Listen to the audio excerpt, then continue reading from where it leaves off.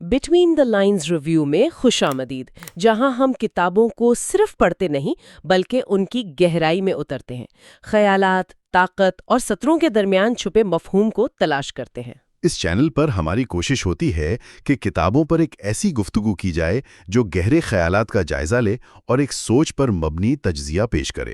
کیا انسان کی تخلیق محض ایک مذاق ہے، یا یہ روح کسی ابدی حقیقت، کسی گمشدہ منزل کی تلاش میں صدیوں سے بھٹک رہی ہے؟ ذرا ایک لمحے کے لیے اس جدید دور کے شور و غل، اسکرینز کی چمک اور اپنی روزمرہ کی مشینی زندگی سے باہر نکل کر سوچیں۔ آج انسان کے پاس معلومات کا ایک ناختم ہونے والا سمندر تو ہے، مادی آسائشیں بھی ہیں، لیکن اس کے باوجود ایک عجیب سا اندرونی کھوکھلا پن موجود ہے۔ بالکل، ایک وجودی بحران ہماری روحوں کو دیمک کی طرح چاٹ رہا ہے۔ اب ذرا تصور کریں، ایک ایسا انسان جو 11ویں صدی میں علم و دانش کی معراج پر تھا، جس کے پاس شہرت، رتبہ اور دنیا کی ہر وہ چیز موجود تھی جس کی خواہش کی جا سکتی ہے، لیکن پھر اچانک اس پر ایک گہرا بحران طاری ہوتا ہے۔ اسے محسوس ہوتا ہے کہ یہ سب کچھ تو محض ریت کی دیوار ہے۔ جی، اور یہ کہانی ہے ایک عظیم مفکر، فلسفر اور روحانی مصلح امام غزالی کی، جنہوں نے اپنے دنیاوی عروج پر پہنچ کر سب کچھ ترک کر دیا تاکہ وہ جان سکیں کہ انسان کے اندر چھپی اس روح کی اصل حقیقت کیا ہے۔ ایگزیکٹلی۔ اور آج کے اس تفصیلی جائزے میں ہم ان کے افکار کی انہی گہری تہوں میں اترنے والے ہیں۔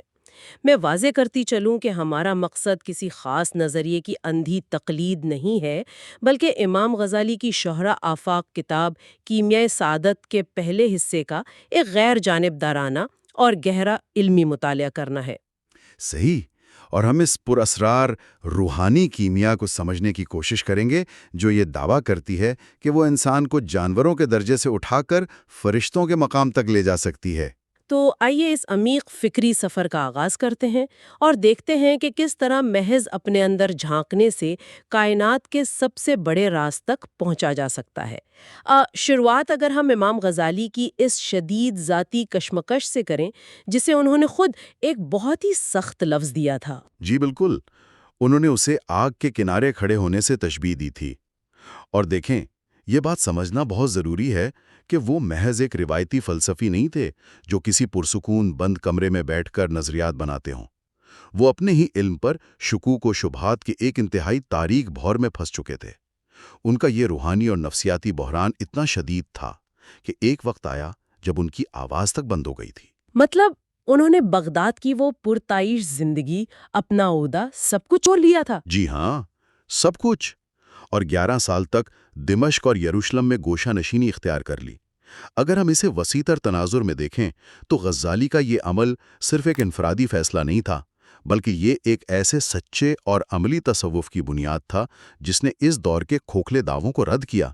اس وقت معاشرے میں کچھ لوگ محض زبانی کلامی روحانیت کے دعوے دار تھے۔ جیسے وہ منصور حلاج کا واقعہ جہاں انہوں نے خود کو حق کہہ دیا تھا۔ ایگزیکٹلی۔ غزالی نے ان تمام چیزوں سے ہٹ کر ایک ایسا راستہ دکھایا جو زبانی دعووں کے بجائے انسان کی عملی، نفسیاتی اور اندرونی تبدیلی پر زور دیتا تھا۔ اور یہ اندرونی تبدیلی کا تصور ہی دراصل وہ بنیادی نقطہ ہے جسے انہوں نے روحانی کیمیا یا اسپریچول الکمی کا نام دیا ہے۔ لیکن چلیں اس بات کی گہرائی میں چلتے ہیں۔ ایک سوال میرے ذہن میں ابھر رہا ہے کہ آخر کیمیا ہی کیوں؟ قدیم دور میں تو کیمیا گروں کا یہ خواب ہوتا تھا کہ وہ کسی طرح عام اور سستی دھاتوں کو پگھلا کر خالص سونے میں بدل دیں۔ بالکل۔ تو کیا غزالی یہ کہہ رہے ہیں کہ انسان کا موجودہ وجود ایک سستی دھات کی طرح ہے جسے کسی خاص عمل سے گزار کر کندن بنایا جا سکتا ہے؟ جی ہاں، اور یہی دراصل اس کتاب کا مرکزی خیال ہے۔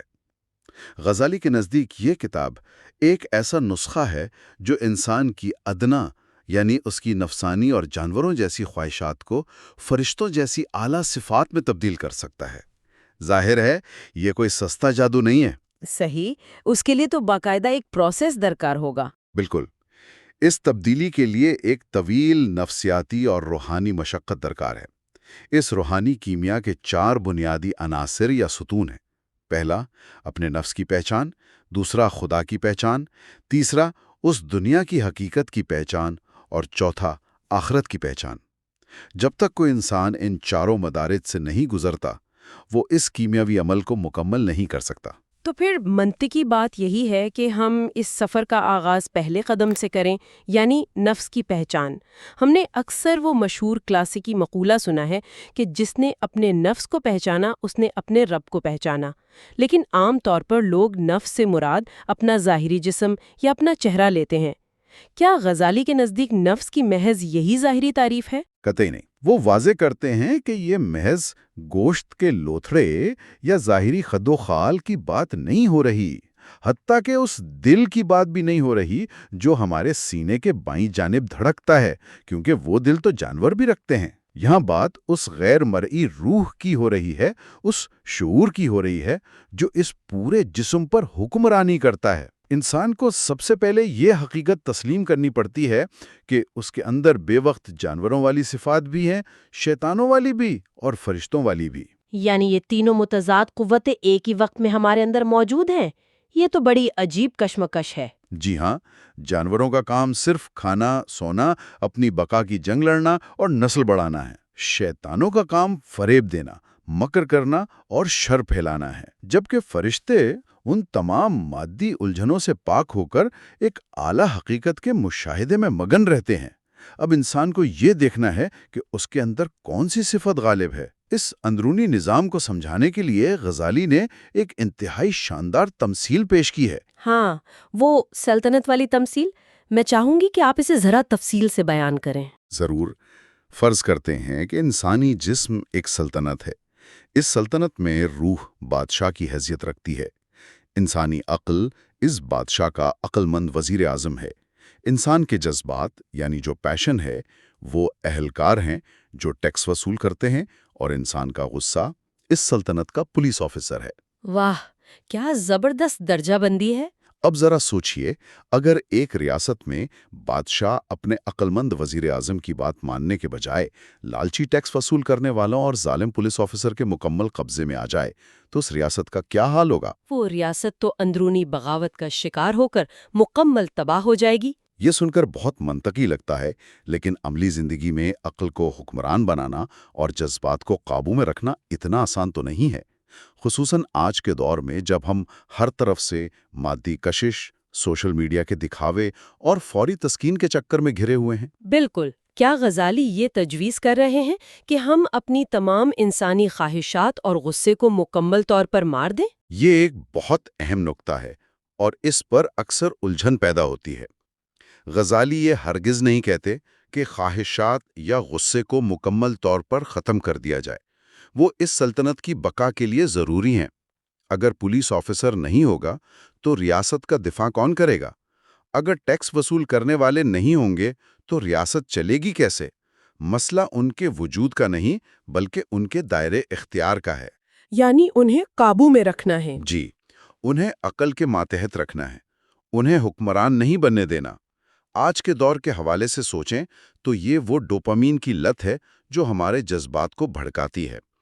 جب انسان کی خواہشات اس پر غالب آ جاتی ہیں تو بادشاہ دراصل قیدی بن جاتا ہے۔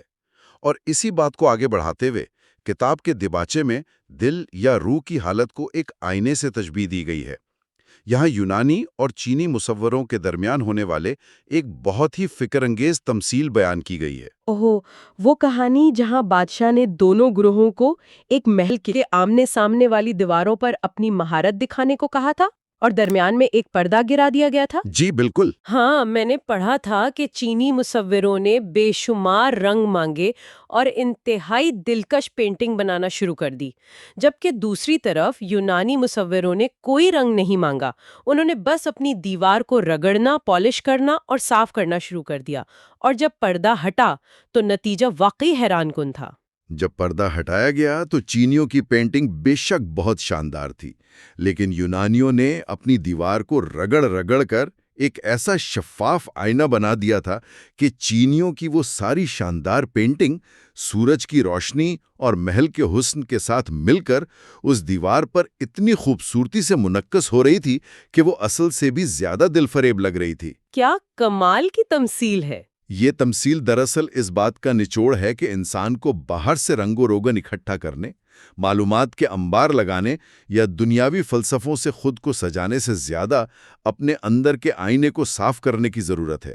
جب حسد، لالچ اور تکبر کا زنگ اتر جاتا ہے اور دل شفاف ہو جاتا ہے تو اس میں غیبی دنیا کے حقائق خود بہت عکس انداز ہونے لگتے ہیں۔ آج کے جدید دور میں ہم معلومات تو بہت جمع کر لیتے ہیں، لیکن ہمارا اندرونی آئینہ اتنا گرد آلودہ ہوتا ہے کہ ہمیں اصل حقیقت نظر ہی نہیں آتی، اور جب انسان اپنے اندر کے اس بادشاہ اور وزیر اعظم کی کشمکش کو سمجھ لیتا ہے اور اپنے آئینے کو صاف کرنے کی کوشش کرتا ہے تو اگلا سوال قدرتی طور پر یہ پیدا ہوتا ہے کہ اس پورے نظام کو چلانے والا کون ہے؟ یہاں سے کیمیا کے دوسرے عنصر کا آغاز ہوتا ہے، یعنی خدا کی پہچان۔ میں یہ جاننا چاہتی ہوں کہ غزالی نے اس نقطے کو کیسے سلجھایا ہے؟ غزالی کا استدلال یہاں بہت ہی سائنسی اور مابعدہ طبعیاتی یعنی میٹا فزیکل انداز لیے ہوئے ہے۔ وہ کہتے ہیں کہ انسان بذات خود ایک مائکروکازم ہے، یعنی ایک چھوٹی کائنات۔ اگر انسان صرف اپنے جسم کی ساخت پر ہی غور کر لے تو وہ حیرت میں ڈوب جائے گا۔ بے شک۔ ایک پانی کے حقیر قطرے سے بننے والا یہ وجود، اس کی ہڈیاں، پٹھے، اعصابی نظام، آنکھ کی ساخت، انگلیوں کے جوڑوں کی ترتیب جس سے وہ چیزوں کو پکڑ سکتا ہے، یہ سب اتنی کمال درجے کے حکمت سے بنائے گئے ہیں کہ دنیا کے تمام سائنسدان مل کر بھی اس میں کوئی بہتری نہیں لا سکتے۔ جب انسان دیکھتا ہے کہ وہ خود اپنے جسم کا ایک بال تک نہیں بنا سکتا تو اسے اپنی بے بسی اور اس بنانے والے کی لامحدود طاقت کا اندازہ ہوتا ہے۔ لیکن المیہ یہ ہے کہ اکثر لوگ اس حقیقت کو دیکھ نہیں پاتے کیونکہ وہ ظاہری اسباب کے وہم میں الجھے رہتے ہیں۔ ظاہری اسباب یعنی آج کی سائنس ہمیں بتاتی ہے کہ فلاں بیماری ایک مخصوص وائرس سے ہوتی ہے یا بارش بادلوں کے بننے سے ہوتی ہے، جو کہ سچ ہے۔ تو کیا غزالی ان طبعی حقائق کا انکار کر رہے ہیں؟ وہ ان کا انکار نہیں کر رہے، بلکہ وہ اس علم کی حدود بتا رہے ہیں۔ اس بات کو سمجھانے کے لیے وہ اندھے آدمیوں اور ہاتھی کے مشہور تمثیل کا سہارا لیتے ہیں، وہ جس میں اندھے ہاتھی کو چھو کر محسوس کرتے ہیں۔ بالکل۔ چند اندھے آدمی ہاتھی کو چھو کر اسے محسوس کرنے کی کوشش کرتے ہیں۔ کوئی اس کی ٹانگ پکڑ کر کہتا ہے کہ یہ ایک ستون ہے، کوئی کان پکڑ کر کہتا ہے کہ یہ ایک بڑا پنکھا ہے۔ ان میں سے کوئی بھی غلط نہیں کہہ رہا، لیکن کسی کو بھی مکمل حقیقت کا ادراک نہیں ہے۔ اسی طرح ایک ماہر فلکیات یا ایک طبیب جب کسی چیز کو دیکھتا ہے تو وہ صرف ثانوی اسباب پر رک جاتا ہے، یعنی وہ صرف اسباب کی کڑیاں ملاتے ہیں، اصل محرک تک نہیں پہنچ پاتے۔ جی، مثال کے طور پر اگر کوئی شخص بیمار ہوتا ہے تو ڈاکٹر کہے گا کہ یہ دماغ کی خشکی ہے یا موسمیاتی اثر ہے۔ ماہر فلکیات شاید اسے ستاروں کی گردش سے جوڑ دے۔ غزالی کہتے ہیں کہ ان کا علم بس یہیں تک محدود ہے، یعنی وہ صرف ہاتھی کی ٹانگ یا کان کو دیکھ رہے ہیں۔ وہ اس پورے نظام کے پیچھے موجود اس ذات کو نہیں دیکھ پاتے جس نے اس بیماری کو ایک محبت کی رسی کے طور پر بھیجا ہے۔ بیماری کو محبت کی رسی؟ یہ تصور تو عام سوچ سے بالکل ہٹ کر ہے۔ یہ دراصل اس لیے ہے تاکہ وہ انسان جو دنیا کی اندھی دوڑ میں مگن ہو چکا تھا اسے ایک جھٹکا لگے اور وہ اپنی بے بسی کا اعتراف کرتے ہوئے اس بڑی حقیقت کی طرف متوجہ ہو۔ اور یہ بات ہمیں اللہ اکبر کے حقیقی مفہوم کی طرف لے جاتی ہے۔ عموماً لوگ اس کا مطلب یہ لیتے ہیں کہ خدا کائنات سے بڑا ہے، شاید کسی لامحدود جسامت کے حوالے سے، لیکن کتاب میں اس کی جو تشریح کی گئی ہے وہ ہماری سوچ کے دھارے بدل دیتی ہے۔ جی ہاں، کتاب واضح کرتی ہے کہ اس جملے کا مطلب قطعی طور پر طبعی ہجوم نہیں ہے، بلکہ اس کا مطلب یہ ہے کہ خدا کی بڑائی انسان کے فہم، ادراک اور تخیل سے بالا ہے۔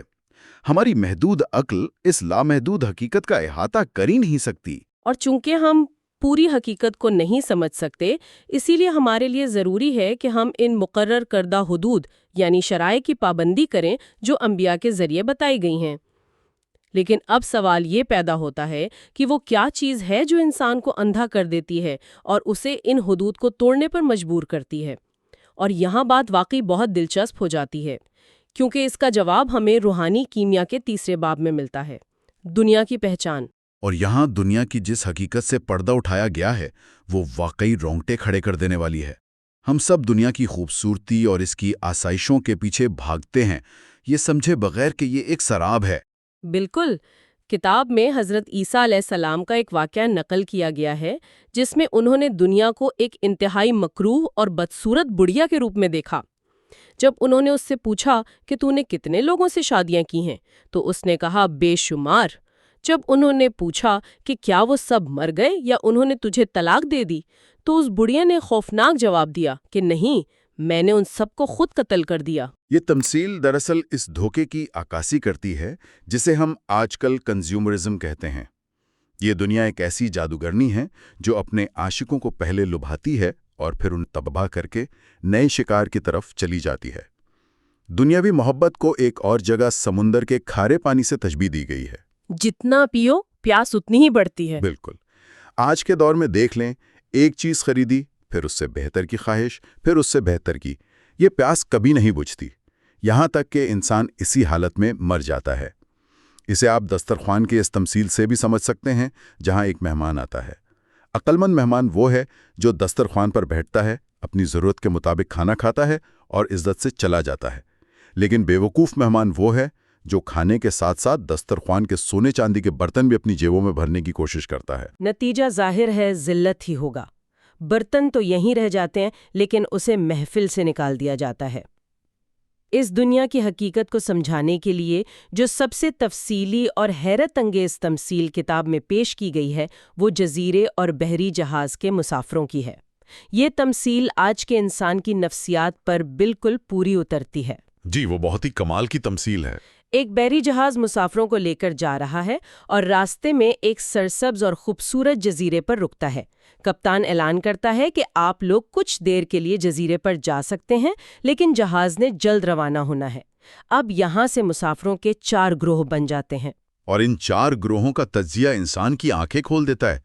پہلا گروہ وہ ہے جو جزیرے پر جاتا ہے، جلدی سے اپنی بنیادی ضرورت پوری کرتا ہے اور واپس آ کر جہاز میں سب سے بہترین اور آرام دہ جگہ سنبھال لیتا ہے۔ یہ وہ عقل مند لوگ ہیں جو دنیا میں رہ کر اپنا کام تو کرتے ہیں لیکن انہیں ہمیشہ اپنی اصل منزل اور واپسی یاد رہتی ہے۔ دوسرا گروہ وہ ہے جو اس جزیرے کی خوبصورتی، وہاں کے درختوں اور پرندوں کی آوازوں میں کھو جاتا ہے۔ جب وہ کافی دیر بعد کپتان کی آواز سن کر گھبراہٹ میں واپس آتے ہیں تو دیکھتے ہیں کہ جہاز کی ساری اچھی جگہیں تو پہلے والے مسافروں نے لے لی ہیں۔ اب انہیں مجبوراً جہاز کے کم آرام دہ اور تنگ حصوں میں سفر کرنا پڑتا ہے۔ لیکن اصل تباہی تو تیسرے گروہ کی ہوتی ہے۔ جی ہاں، تیسرا گروہ جزیرے کے اور اندر چلا جاتا ہے۔ انہیں وہاں رنگ برنگے چمکدار پتھر ملتے ہیں۔ وہ لالچ میں آ کر ان پتھروں کو جمع کرنے لگتے ہیں، یہاں تک کہ ان کا بوجھ اتنا بڑھ جاتا ہے کہ وہ بمشکل ہانپتے ہوئے جہاز تک پہنچ پاتے ہیں۔ اور پھر کیا ہوتا ہے؟ جب وہ اندر آتے ہیں تو انہیں جہاز کے سب سے نچلے اور تاریک حصے میں جگہ ملتی ہے، اور کچھ عرصے بعد وہ رنگ برنگے پتھر اپنی چمک کھو دیتے ہیں، ان سے بدبو آنے لگتی ہے اور وہ پتھر ان مسافروں کے لیے ایک عذاب بن جاتے ہیں۔ آج کے دور میں یہ چمکدار پتھر کیا ہیں؟ یہ ہمارا کریئر، بیجا مال و دولت، سوشل میڈیا کے فالوورز یا بینک بیلنس ہو سکتے ہیں، جو آخر میں جہاز کے نچلے حصے یعنی بڑھاپے یا موت کے وقت ایک بوجھ بن جاتے ہیں اور ہم انہیں ساتھ بھی نہیں لے جا سکتے۔ یہ بات سیدھی دل پر لگتی ہے۔ اور پھر چوتھا گروہ، وہ تو جزیرے کے حسن میں، اس کے پھولوں اور میووں میں اتنا غرق ہو جاتا ہے کہ انہیں کپتان کی پکار یعنی موت کی آہٹ سنائی ہی نہیں دیتی۔ جہاز انہیں وہیں چھوڑ کر روانہ ہو جاتا ہے اور وہ جزیرے پر بھوک، پیاس یا جنگلی جانوروں کا شکار ہو کر ہلاک ہو جاتے ہیں۔ یہ وہ لوگ ہیں جو اس مادی دنیا کے دھوکے میں پڑ کر اپنی اصل منزل کو بالکل ہی بھلا بیٹھتے ہیں۔ اور یہی بات ہمیں اس کتاب کے چوتھے اور آخری باب کی طرف لے جاتی ہے، آخرت کی پہچان۔ تو پھر موت کیا ہے؟ اگر یہ سب کچھ یہیں رہ جانا ہے تو موت کے بعد کیا بچتا ہے؟ یہ ایک بنیادی سوال ہے اور غزالی اس کا جواب بہت فلسفیانہ انداز میں دیتے ہیں۔ وہ کہتے ہیں کہ موت کا مطلب نابود ہو جانا یا سب کچھ ختم ہو جانا نہیں ہے۔ انسان میں 2 طرح کی روحیں کام کر رہی ہیں۔ ایک حیوانی روح ہے جس کی مثال جسم کے اندر موجود ایک چراغ کی سی ہے۔ جب تک اس چراغ کو تیل ملتا رہتا ہے یہ جسم کو روشنی دیتا ہے، یعنی اسے متحرک رکھتا ہے۔ موت محض اس چراغ کے بجھنے کا نام ہے۔ اور دوسری روح؟ اور جسم اس کا گھوڑا ہے۔ موت صرف اس سوار کا اپنے تھکے ہوئے بوڑھے گھوڑے سے اتر جانے اور اپنے ہتھیار رکھ دینے کا نام ہے۔ روح کی انفرادیت اور اس کا شعور برقرار رہتا ہے۔ اگر روح باقی رہتی ہے تو وہ اپنے ساتھ وہ تمام صفات، علم، محبت یا پھر حسد، لالچ اور تکبر بھی ساتھ لے کر جاتی ہے جو اس نے دنیا میں کمائے تھے۔ اکثر لوگ یہ سوال کرتے ہیں اور بڑی تنقید بھی کرتے ہیں کہ ہم نے تو قبریں کھود کر دیکھیں، وہاں ہمیں کوئی 99 سانپ نظر نہیں آئے جن کا ذکر کیا جاتا ہے۔ یہاں غزالی ایک زبردست نفسیاتی اور روحانی حقیقت بیان کرتے ہیں جو آج کی جدید نفسیات سے بھی مکمل مطابقت رکھتی ہے۔ وہ کہتے ہیں کہ وہ سانپ کوئی طبی مخلوق نہیں جو باہر سے آتے ہیں، وہ تو انسان کے اپنے اندر موجود ہیں۔ وہ اس کے حسد، اس کے تکبر اور دنیاوی محبت کے وہ سانپ ہیں جو اس نے اپنی پوری زندگی میں پالے تھے۔ یعنی وہ ہمارے ہی اعمال کا عکس ہیں۔ بالکل، جب تک انسان دنیا میں زندہ ہوتا ہے وہ روزمرہ کی مصروفیات، تفریح اور ہجوم میں ان کی چبھن محسوس نہیں کرتا، لیکن جب موت اس سے وہ ساری دنیا چھین لیتی ہے اور وہ بالکل تنہا رہ جاتا ہے، تب وہ دنیاوی محبت اور وہ مادی خواہشات سانپ بن کر اسے اندر سے ڈسنا شروع کر دیتی ہیں۔ یہ دراصل دنیاوی لت کے ٹوٹنے یا وڈرال سمپٹمز کی طرح ہے۔ یہ وہ روحانی جہنم ہے جسے انسان خود اپنے ساتھ لے کر جاتا ہے۔ یہ تو واقعی ایک خوفناک تصور ہے، اور کتاب میں اس روحانی جہنم کی 3 اقسام بیان کی گئی ہیں۔ پہلا تو یہی کہ انسان سے وہ تمام دنیاوی چیزیں چھین جائیں جن سے وہ بے پناہ محبت کرتا تھا، یہ جدائی کا دکھ ہے۔ دوسرا جہنم ہے شرمندگی۔ اس کو سمجھانے کے لیے ایک بڑی حیرت انگیز مثال دی گئی ہے، ایک نشے میں دھت شہزادے کی۔ جی ہاں، یہ مثال سیدھی انسان کے ضمیر پر دستک دیتی ہے۔ فرض کریں ایک بادشاہ کے بیٹے کی شادی ہے۔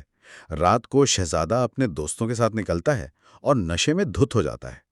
نشے کی حالت میں وہ ایک تاریک کمرے میں گھس جاتا ہے، سمجھتا ہے کہ یہ اس کا شاہی بستر ہے اور وہاں سو جاتا ہے۔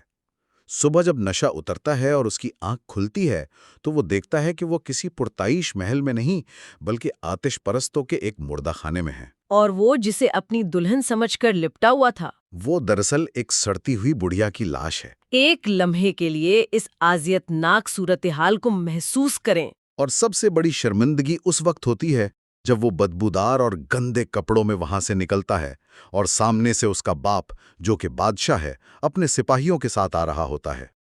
یہ تمثیل دراصل اس شدید شرمندگی اور ذلت کی تصویر کشی کرتی ہے جو ان لوگوں کو آخرت میں محسوس ہوگی جنہوں نے اس دنیا کی غلاظت اور مادی چمک دمک کو اپنی سب سے بڑی خوشی اور منزل سمجھ لیا تھا۔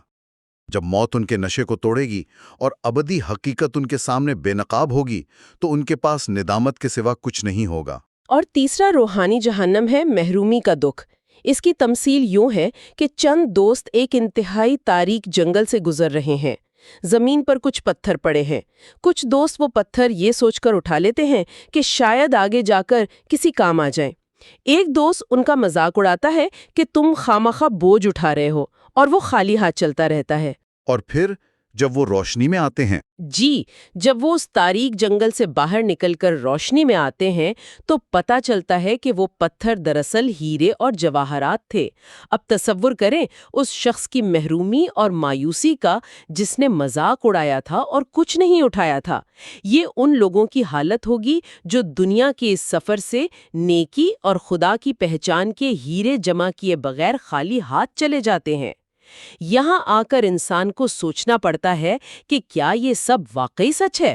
اور اس شک کو دور کرنے کے لیے غزالی نے ایک بہت ہی کمال کی عقلی دلیل دی ہے جسے آج کی دنیا میں پروبیبلٹی آرگیومنٹ یا حساب امکانات کہا جاتا ہے۔ دلچسپ بات یہ ہے کہ مغرب میں جسے پاسکلز ویجر کہا جاتا ہے، غزالی نے اسے صدیوں پہلے حضرت علی رضی اللہ عنہ کے ایک قول کی صورت میں پیش کر دیا تھا۔ حضرت علی نے ایک انکار کرنے والے سے کہا تھا کہ اگر تم سچے ہو یعنی آخرت نام کی کوئی چیز نہیں تو ہم دونوں کو موت کے بعد کوئی نقصان نہیں ہوگا، ہم مٹی ہو جائیں گے، لیکن اگر ہم سچے نکلے تو ہم ہمیشہ کے لیے بچ جائیں گے اور تم ہمیشہ کے لیے تباہ ہو جاؤ گے۔ کیا کمال کی منطق ہے! غزالی اسے عملی زندگی سے جوڑتے ہوئے کہتے ہیں کہ جب تم بیمار ہوتے ہو تو کسی عامل کے تعویذ یا کسی غیر مصدقہ طبیب کی بات پر بھی عمل کر لیتے ہو کہ شاید اس سے فائدہ ہو جائے۔ تو کیا 1,24,000 انبیاء کی بات پر اتنا بھی یقین نہیں کہ انسان ایک عارضی دنیا کی کچھ خواہشات کو قابو میں کر لے؟ یہاں کھونے کو کچھ نہیں، لیکن نہ ماننے میں سب کچھ ہار جانے کا خطرہ ہے۔ یہ استدلال واقعی انسان کی عقل کو جھنجھوڑنے کے لیے کافی ہے۔ تو اس سارے عمیق مطالعے کا لب لباب کیا ہے؟ بنیادی طور پر ہم نے یہ سیکھا کہ علم کا اصل مقصد دماغ کو صرف طبی معلومات، ڈگریوں اور فلسفوں کے انبار سے بھرنا نہیں ہے، بلکہ اس کا مقصد روح کو بیدار کرنا، اندر کے آئینے پر چڑھے زنگ کو اتارنا اور اسے اس کی اصل ابدی منزل کے لیے تیار کرنا ہے۔ آج کے اس دور میں جہاں ہم ہر وقت معلومات، تفریح اور مادی خواہشات کے سیلاب میں بہے جا رہے ہیں، کیمیائے سعادت کا یہ فلسفہ ہمیں ایک لمحے کے لیے رکنے اور سوچنے پر مجبور کرتا ہے۔ یہ ہمیں بتاتا ہے کہ ہم محض ایک گوشت پوشت کی مشین یا جانور نہیں ہیں، بلکہ ہم ایک بہت بڑے کائناتی مقصد کے لیے تخلیق کیے گئے ہیں۔ اور اسی بات کو سمیٹتے ہوئے آج کے لیے میں ایک ایسا سوال چھوڑنا چاہوں گا جو ہم سب کو ایک نئی جہت سے سوچنے پر مجبور کر دے گا۔ غزالی نے ہمیں بتایا کہ کس طرح انسان اپنی روح کو فراموش کر کے مادی اسباب کے دھوکے میں پڑ جاتا ہے، لیکن آج ذرا اپنے ارد گرد دیکھیں۔ ہم نے آرٹیفیشل انٹیلیجنس، اسمارٹ فونز اور الگورتھمز کا ایک ایسا جال بن لیا ہے جو اب ہمارے لیے سوچنے، یاد رکھنے اور فیصلہ کرنے کا کام کر رہا ہے۔ ہم ہر مشکل سوال کا جواب خود اپنے اندر تلاش کرنے کے بجائے ایک مشین سے پوچھتے ہیں۔ بالکل۔ تو سوچنے کی بات یہ ہے کہ کیا ہم نے اپنی سہولت کی خاطر اپنی اس انسانی روح کا کام بھی مشینوں کے حوالے کر دیا ہے، جس کا مقصد تفکر اور مشاہدہ تھا؟ آج رات جب ہم آئینے کے سامنے کھڑے ہوں تو یہ ضرور سوچیں کہ جو چہرہ ہمیں نظر آ رہا ہے وہ تو محض اس مسافر خانے کا ایک عارضی لباس ہے، لیکن ہمارے اندر کے پوشیدہ جزیرے پر کون سے سانپ پل رہے ہیں اور کون سے ہیرے ہم نے تاریک جنگل میں یوں ہی چھوڑ دیے ہیں؟ کیا ہم واقعی خود کو جانتے ہیں؟ ہم نے اپنے پچھلے گہرے مطالعے میں امام غزالی کی مشہور کتاب کیمیائے سعادت کے پہلے حصے پر کافی تفصیل سے بات کی تھی، جہاں خود شناسی سے لے کر خدا کی پہچان تک کا جو سفر تھا وہ ہم نے ڈسکس کیا تھا۔ ہاں، اور یہ اس سفر کا ایک تسلسل ہے۔ اس مطالعے کو اسی پہلے حصے کی کڑی کے طور پر دیکھا جانا چاہیے۔ بالکل، اور آج ہم باقاعدہ ایک ترتیب سے کچھ نئے ابواب پر بحث کرنے والے ہیں۔ یعنی شروع ہم کریں گے باب پنجم سے، جو موسیقی اور رقص کو روحانی زندگی کے معاون کے طور پر دیکھتا ہے۔ پھر باب ششم ہے، جس میں خود احتسابی اور ذکر الہی پر بات ہوگی۔ اور اس کے بعد باب ہفتم آئے گا، جو کافی دلچسپ ہے، جس میں اس سوال پر بحث ہے کہ شادی روحانی سفر میں مددگار ہے یا رکاوٹ۔ ہاں، اور آخر میں باب ہشتم یعنی عشق الہی، جو خدا کی محبت پر مبنی ہے۔ تو یہ ہمارا آج کا پورا خاکہ ہے۔ اصل میں ان تمام ابواب کا ایک ہی بڑا مقصد ہے، اور وہ مقصد انسان کے ظاہر اور باطن کو یکجا کرنا ہے۔ یعنی اسے دنیا سے کاٹنا نہیں ہے، بلکہ اسے ایک اعلیٰ روحانی منزل تک پہنچانا ہے۔ صحیح۔ تو ہم پہلے باب کی طرف آتے ہیں، جس میں موسیقی اور رقص کو روحانی ارتقاء کے طور پر پیش کیا گیا ہے۔ غزالی کا ایک بڑا ہی حیران کن تصور ہے کہ انسانی دل جو ہے نا، وہ چکمک کے پتھر کی طرح ہے، جس میں ایک پوشیدہ آگ موجود ہے۔ ہاں، چکمک کا پتھر، بالکل۔ اور موسیقی اور ہم آہنگی اصل میں اس آگ کو بھڑکاتی ہیں، کیونکہ یہ اس اعلیٰ روحانی دنیا کی بازگشت ہیں جسے ارواح کی دنیا کہا جاتا ہے۔ دیکھیں، اس پر ایک بڑا تاریخی تنازع بھی رہا ہے، جسے سمجھنا ضروری ہے۔ اس وقت کے جو کچھ ظاہریہ فرقے کے لوگ تھے، انہوں نے اس پر اعتراض کیا تھا۔ ان کا ماننا تھا کہ انسان خدا سے محبت کر ہی نہیں سکتا۔ ان کے نزدیک محبت کا مطلب صرف اور صرف فرمانبرداری ہے۔ مطلب وہ محبت کو صرف مادی چیزوں تک محدود سمجھتے تھے۔ بالکل، لیکن امام غزالی نے اس نقطۂ نظر کو سختی سے رد کیا ہے۔ وہ سمجھتے ہیں کہ موسیقی دل میں باہر سے کوئی نئی چیز پیدا نہیں کرتی، بلکہ جو جذبات، چاہے وہ نفسانی ہوں یا روحانی، جو پہلے سے دل میں سوئے ہوئے ہیں، موسیقی انہیں بیدار کرتی ہے۔ یہ تو بڑی منطقی بات ہے۔ اور اس کے لیے انہوں نے بڑی تاریخی اور مستند مثالیں بھی دی ہیں، جیسے حضرت عائشہ کا وہ واقعہ ہے کہ عید کے دن مسجد میں حبشیوں کا کھیل دیکھ رہی تھیں اور نبی کریم نے انہیں اپنے کندھوں کا سہارا دیا۔ اور ایک اور مثال حضرت ابوبکر کی بھی ہے۔ ہاں، وہ جب انہوں نے گانے والی لڑکیوں کو دیکھ کر اسے شیطان کی بنسری کہا تھا تو نبی کریم نے فرمایا تھا کہ آج عید کا دن ہے، انہیں چھوڑ دو۔ صحیح۔ اور اسی بنیاد پر صوفیوں کے ہاں رقص اور وجد کا تصور ابھرتا ہے۔ صوفیہ موسیقی کے ذریعے ایک وجدانی کیفیت حاصل کرتے ہیں، لیکن غزالی نے یہاں ایک شرط رکھی ہے کہ اس سب کے لیے مرشد یعنی پیر کی اجازت ضروری ہے۔ کیونکہ ہر شخص اس کیفیت کو سنبھال نہیں سکتا نا۔ مجھے یہاں شیخ ابو القاسم گرگانی کا وہ بڑا دلچسپ واقعہ یاد آ رہا ہے۔ جب ایک مرید نے ان سے رقص کی اجازت مانگی تو انہوں نے بڑی عجیب شرط رکھی۔ انہوں نے کہا کہ پہلے 3 دن روزے رکھو اور پھر تمہارے سامنے لذیذ کھانے رکھے جائیں گے۔ اگر اس آزمائش میں سے گزر گئے اور دل پھر بھی رقص کی طرف مائل رہا تب اجازت ملے گی۔ یہ اصل میں نیت کا امتحان تھا، بالکل۔ اور صوفی شاعری کو بھی اسی پس منظر میں سمجھنے کی ضرورت ہے۔ اکثر لوگ ان استعاروں کو غلط سمجھ لیتے ہیں۔ جب صوفی شاعری میں کالی زلفوں کا ذکر ہوتا ہے تو اس سے مراد کفر کا اندھیرا ہوتا ہے۔ چہرے کی چمک سے مراد ایمان کی روشنی ہے، اور مدہوشی دراصل وہ صوفی کا وجد ہے۔ صحیح۔ اور وجد کے بارے میں یہ بھی واضح کیا گیا ہے کہ جو لوگ وجد میں چیختے ہیں یا اپنے کپڑے پھاڑتے ہیں، اگر تو وہ کیفیت سچی ہے تو ٹھیک ہے، ورنہ وہ صرف اور صرف دکھاوا ہے۔ غزالی تو یہاں تک کہتے ہیں کہ اونٹ جو ہیں وہ عربی گیت سن کر بوجھ کے باوجود تیز دوڑنے لگتے ہیں، تو انسان جو اتنا حساس ہے وہ کیسے متاثر نہیں ہوگا؟ بالکل، اور جب دل بیدار ہو جاتا ہے تو اگلا مرحلہ خود احتسابی کا آتا ہے، جو ہمارا اگلا باب بھی ہے، روحانی تجارت کا تصور۔ ہاں، یہ مثال بہت زوردار ہے کہ اولیاء کرام اس دنیا کو ایک روحانی تجارت گاہ سمجھتے ہیں، جس تجارت کا نفع جنت ہے اور نقصان جہنم ہے۔ حضرت عمر کا وہ مشہور قول یہاں آتا ہے کہ اس سے پہلے کہ تمہارا حساب لیا جائے، اپنا حساب خود کر لو۔ اور اس خود احتسابی کو سمجھانے کے لیے غزالی نے 24 خزانوں کی جو مثال دی ہے وہ نہایت طاقتور ہے۔ وہ کہتے ہیں کہ انسان کی زندگی کے ہر دن کے 24 گھنٹوں کو 24 صندوقوں سے تشبیہ دی جا سکتی ہے۔ یعنی 24 گھنٹے اور 24 صندوق؟ ہاں، قیامت کے دن جب یہ صندوق کھلیں گے تو 3 طرح کے صندوق سامنے آئیں گے۔ ایک وہ جو نور سے بھرا ہوگا، یہ وہ وقت ہے جو نیکی میں گزرا۔ دوسرا وہ جو بدبودار اور اندھیرا ہوگا، یعنی گناہ کا وقت۔ اور تیسرا جو خالی صندوق ہوگا۔ اور مجھے اس خالی صندوق والی بات نے سب سے زیادہ متاثر کیا ہے۔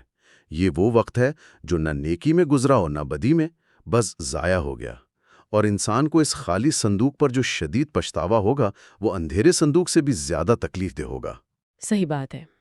اس پچھتاوے سے بچنے کا واحد راستہ خدا کی مسلسل نگاہ کا احساس ہے، جسے ذکر الہی کہا گیا ہے۔ انسان کو ہر وقت یہ احساس ہونا چاہیے کہ خدا اسے دیکھ رہا ہے۔ اس احساس کو واضح کرنے کے لیے 3 بڑے اہم واقعات ہیں۔ ایک تو وہ حبشی غلام کا واقعہ جس نے نبی کریم سے پوچھا تھا کہ کیا گناہ کے وقت بھی خدا دیکھ رہا تھا، اور جب اسے اس بات میں جواب ملا تو اس پر ایسی ہیبت طاری ہوئی کہ اس نے وہیں جان دے دی۔ یہ خوف اور احساس کی انتہا تھی۔ اور دوسرا واقعہ حضرت یوسف اور زلیخا کا ہے، جب زلیخا نے اپنے بت کے چہرے پر کپڑا ڈال دیا تھا۔ ہاں، تاکہ بٹ اسے گناہ کرتے ہوئے نہ دیکھیں، جس پر حضرت یوسف نے فرمایا تھا کہ تم پتھر سے شرماتی ہو تو کیا میں آسمانوں اور زمین کے بنانے والے سے نہ شرماؤں؟ اور پھر وہ تیسرا واقعہ حضرت عمر اور اس چرواہے کے غلام کا۔ بالکل، جب حضرت عمر نے اسے آزمانا چاہا تو غلام نے بس اتنا کہا تھا کہ مالک نہیں تو کیا ہوا، خدا تو دیکھ رہا ہے، اور اسی ایک جملے کے بدلے اسے آزادی مل گئی تھی۔ یہ سب واقعات اصل میں مراقبے اور غور و فکر کی طرف لے جاتے ہیں، جس کے غزالی نے 2 درجات بیان کیے ہیں۔ صحیح، اور پہلا درجہ تو ان لوگوں کا ہے جو خدا کی جلالت میں مکمل طور پر غرق ہو جاتے ہیں، جیسے وہ ایک بزرگ تھے جنہوں نے ایک چوہے کے بل پر بیٹھی بلی سے توجہ اور خاموشی کا سبق سیکھا تھا، یا وہ شخص جو تیر اندازوں کے پاس بیٹھا تھا لیکن آس پاس کے شور سے بالکل بے خبر تھا۔ لیکن ہر کوئی اس پہلے درجے پر تو نہیں پہنچ سکتا نا، اس لیے دوسرا درجہ ان لوگوں کا ہے جو اس دنیا کے ہوش میں رہتے ہیں لیکن خدا کے خوف سے اپنا ہر عمل بڑی احتیاط سے کرتے ہیں۔ مثال کے طور پر جیسے کوئی اچانک خود کو بے لباس پائے اور فوراً چھپانے کی کوشش کرے۔ یہ لوگ ہر عمل سے پہلے خود سے 3 سوال کرتے ہیں: میں یہ کیوں کر رہا ہوں، کیسے کر رہا ہوں، اور اس کا مقصد کیا ہے؟ اور اسی دنیاوی زندگی کو ٹھیک سے گزارنے کے مسئلے پر ہمارا باب ہفتم آتا ہے، جو شادی اور روحانیت سفر کے بارے میں ہے۔ یہ بڑا دلچسپ ہے کہ روحانیت پر لکھی گئی اس اعلیٰ درجے کی کتاب میں شادی جیسے خالص دنیاوی موضوع کو اتنی اہمیت دی گئی ہے۔ عام طور پر تو سمجھا جاتا ہے کہ روحانیت کے لیے سب کچھ چھوڑنا پڑتا ہے۔ لیکن اسلام اور غزالی کی فلسفی ایسی نہیں ہے۔ یہاں مقصد دنیاوی فرائض اور روحانیت کے درمیان توازن قائم کرنا ہے۔ شادی روحانی سفر میں رکاوٹ نہیں بلکہ مددگار ثابت ہو سکتی ہے۔ اس کے فوائد پر بھی کافی تفصیلاً بات ہوئی ہے، جیسے خدا کی عبادت کرنے والوں کی تعداد میں اضافہ ہونا اور بچوں کی دعائیں اور ان کی شفاعت۔ نبی کریم کا وہ فرمان ہے نا کہ بچے اپنے والدین کو کھینچ کر جنت میں لے جائیں گے۔ اس کے علاوہ ذہنی سکون اور راحت بھی تو ایک بہت بڑا فائدہ ہے۔ بالکل، مجھے وہ خوبصورت واقعہ یاد آ رہا ہے۔ جب نبی کریم پر وحی نازل ہوتی تھی تو وہ ایک کافی بھاری کیفیت ہوتی تھی۔ اس وحی کے بوجھ کے بعد وہ حضرت عائشہ سے فرماتے تھے کہ اے عائشہ مجھ سے بات کرو، تاکہ اس انسانی لمس اور آواز سے انہیں دوبارہ دنیا میں عمل کرنے کی طاقت مل سکے۔ یہ سکون کی کتنی اعلیٰ مثال ہے۔ لیکن اس کے ساتھ ساتھ غزالی نے شادی کے نقصانات اور خطرات سے بھی خبردار کیا ہے۔ سب سے بڑا خطرہ یہ ہے کہ انسان اپنے خاندان کو پالنے کے لیے حرام روزی کمانے لگ جائے۔ اور اس حرام روزی کا انجام بڑا خوفناک بتایا گیا ہے۔ قیامت کے دن کچھ لوگوں کی پہاڑ جیسی نیکیاں ان کے اہل و عیال کو کھلائے گئے حرام نوالوں کی وجہ سے ضائع ہو جائیں گی۔ دوسرا خطرہ اپنی فیملی کے ساتھ سختی کرنا یا خدا کی یاد سے غافل ہو جانا ہے۔ اسی لیے ازدواجی زندگی کے اصول و حقوق بیان کیے گئے ہیں۔ بیوی کی صفات میں پاک دامانی، اچھا اخلاق، خوبصورتی شامل ہیں، اور نکاح سے پہلے دیکھنے کی شرط اور مناسب حق مہر کا بھی ذکر ہے۔ اور مرد کے رویے پر بڑا زور دیا گیا ہے کہ اسے اپنی بیوی کے ساتھ نرمی برتنی چاہیے۔ وہی نبی کریم کا اپنی زوجہ کے ساتھ دوڑ لگانا اور حبشیوں کا کھیل دکھانا اس بات کی دلیل ہے کہ بیوی کی تفریح کا پورا خیال رکھنا چاہیے۔ عورت کی نفسیات کو سمجھاتے ہوئے غزالی نے ٹیڑھی پسلی کی تشبیہ دی ہے، جس کا مقصد یہ بتانا ہے کہ سختی اور نرمی کا امتزاج بہت ضروری ہے۔ یعنی اگر بالکل سیدھا کرنے کی کوشش کریں گے تو پسلی ٹوٹ جائے گی؟ بالکل، اس میں برداشت کا مادہ ہونا چاہیے۔ حضرت عمر کی مثال اس کی روشن دلیل ہے کہ اتنے جلالی ہونے کے باوجود جب ان کی بیوی ان پر غصہ کرتی تو وہ خاموشی سے صبر کرتے تھے۔ اور طلاق کے حوالے سے بھی کلیئر کیا گیا ہے کہ طلاق جائز تو ہے لیکن خدا کے نزدیک ناپسندیدہ ہے، کیونکہ اس سے کسی انسان کو شدید تکلیف پہنچتی ہے اور خاندان ٹوٹ جاتا ہے۔ ان تمام دنیاوی اور روحانی آزمائشوں سے گزر کر جو آخری اور حتمی منزل آتی ہے وہ باب ہشتم ہے، یعنی عشق الہی، خدا کی محبت، جو پچھلے تمام ابواب کا اصل نچوڑ ہے۔ لیکن یہاں ایک اعتراض اٹھایا جاتا ہے کہ انسان اپنے جیسی مخلوق کے علاوہ کسی اور ہستی سے کیسے محبت کر سکتا ہے جسے اس نے دیکھا تک نہیں؟ غزالی اس کا بڑا علمی جواب دیتے ہیں۔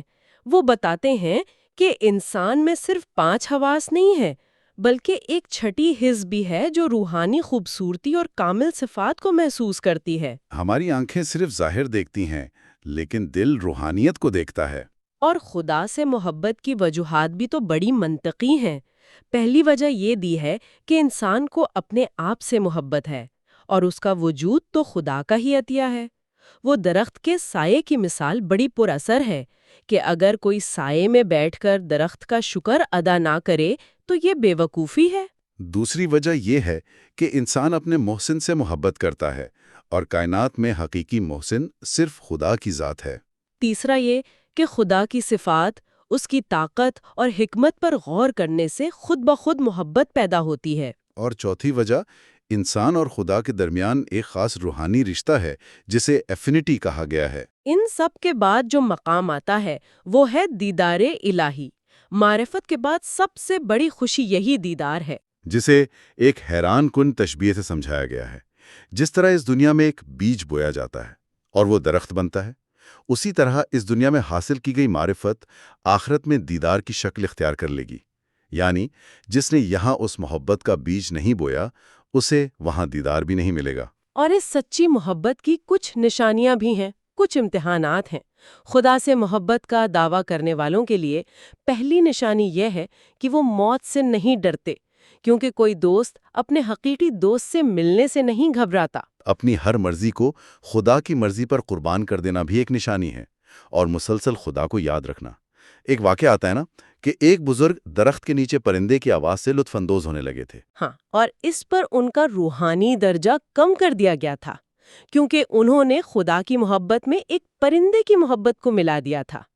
یہ اس سفر کی نزاکت کو ظاہر کرتا ہے۔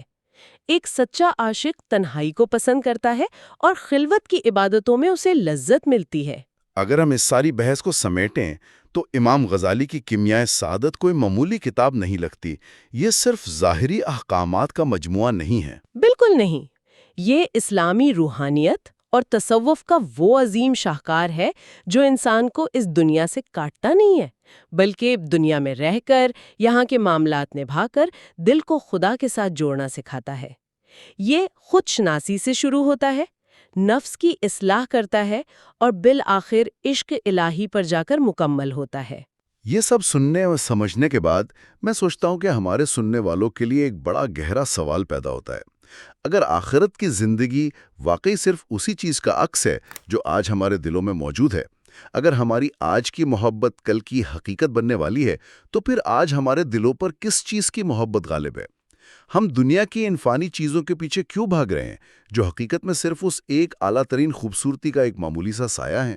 کیونکہ اگلی دنیا ایک روح اور جمال الہی کے ظہور کی دنیا ہے، اور خوش قسمت ہے وہ انسان جس کی روح نے اس دنیا میں ہی اس حقیقی خوبصورتی سے تعلق قائم کرنا سیکھ لیا۔